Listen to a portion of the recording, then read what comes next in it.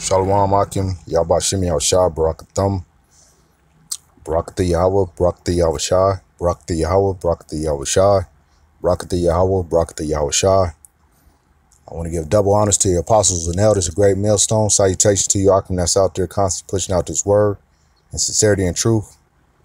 I want to give all praise to Yahweh, Bashem Yahushua, and Yahweh being those who ignorantly call him God, and Yahushua, who people ignorantly call Jesus Christ. Today is November 14th, 2017. Just going in on a article that I came upon, and it's just going in on how Army is starting to lift the ban on cultures, mentally ill, and drug abusers to meet recruiting goals. Lord will, this is edifying. I'm just going to play this video and then I'll go more into it. The Army is widening its pool of potential recruits. People with a history of some mental health issues can now seek waivers to join the military. The Pentagon made the decision because medical information about applicants is now easier to access. National Security Correspondent Jennifer Griffin is live at the Pentagon. Jen, why is the Army under pressure to figure out new standards for new recruits? Well, Dana, the Army says that they're not changing their standards, but basically, to answer your question, they said they're not changing their standards, but they letting people come in, and they're not lying totally, but I know they saying they're not changing their standards, but they letting people to come in with records of, you know, mental illness. You know, that wasn't the norm 5 years ago. And this just transpired in August when they signed that bill. It was in August where they made that change. So this is recent, you know. And then that drug abuse, you know, they letting people who have prior conviction of drugs, but now that they making, you know, marijuana, weed legal now, that now they trying to make it where it's not a big deal.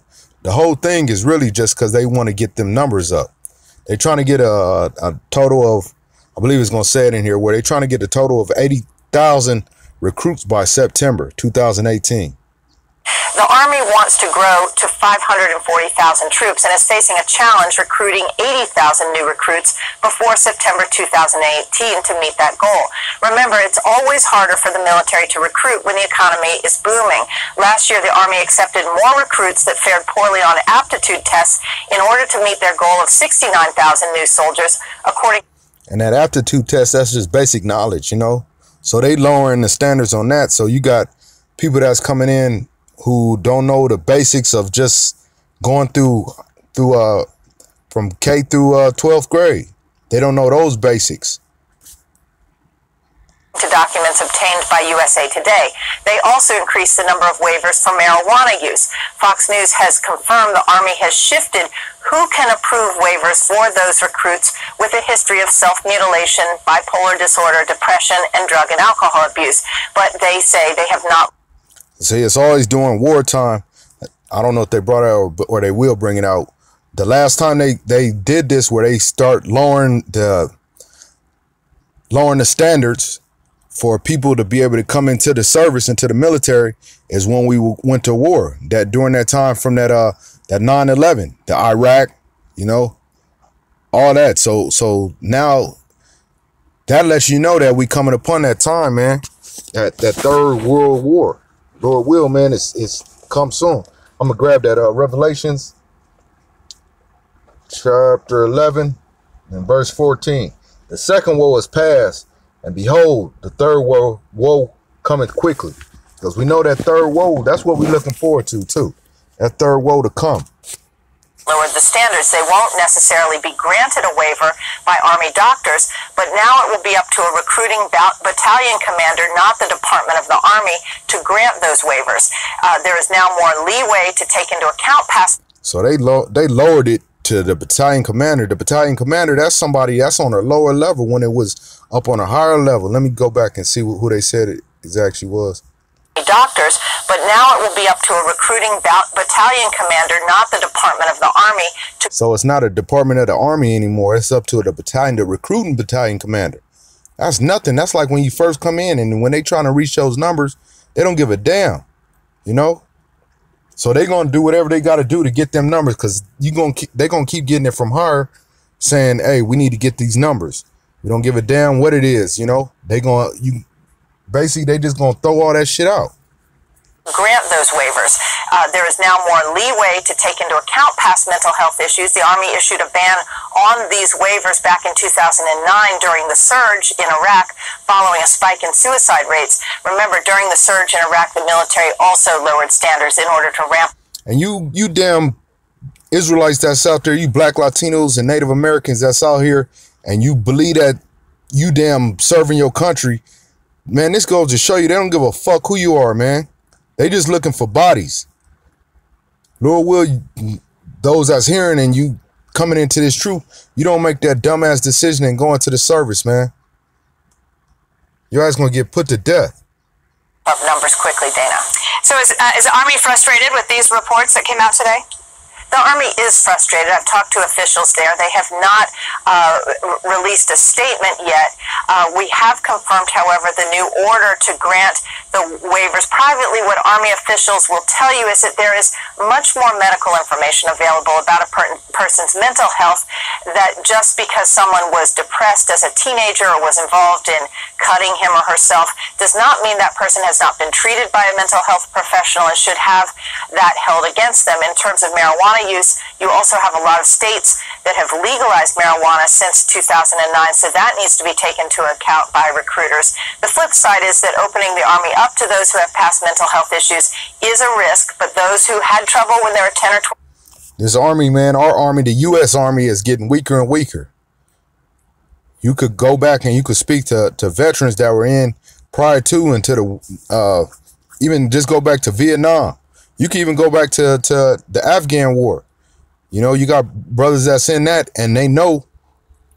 And you can see that the soldiers that are coming in, how fucking weak they are. They mama's boys, man. They can't take correction. So shit, just think what's gonna happen during this war that's coming. I'm gonna read this Isaiah 34 and verse 2. For the indignation of Yahweh is upon all the nations, and his fury upon all their armies. He hath utterly destroyed them. He hath delivered them to the slaughter. They're gonna be destroyed, man. He delivered them to the slaughter, meaning they're gonna be destroyed. Verse 3, their slain also shall be cast out, and their stink shall come out of their carcasses, and the mountains shall be melted with their blood. Man, this nuclear war is going to crack, man. It's going to fucking destroy.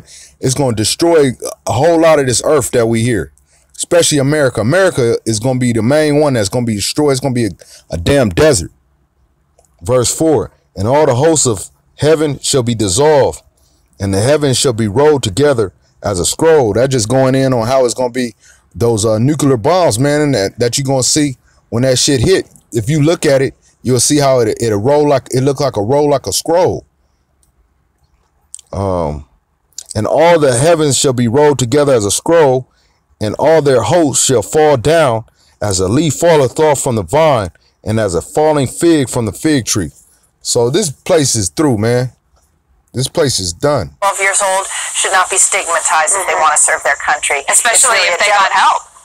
Yes, and it's a delicate balancing act. Right. See how soft, that's how soft America is. It doesn't matter. You know, people are always trying to be politically correct, always trying to be soft. That's why we got fucking fags and transgenders in our U.S. Army.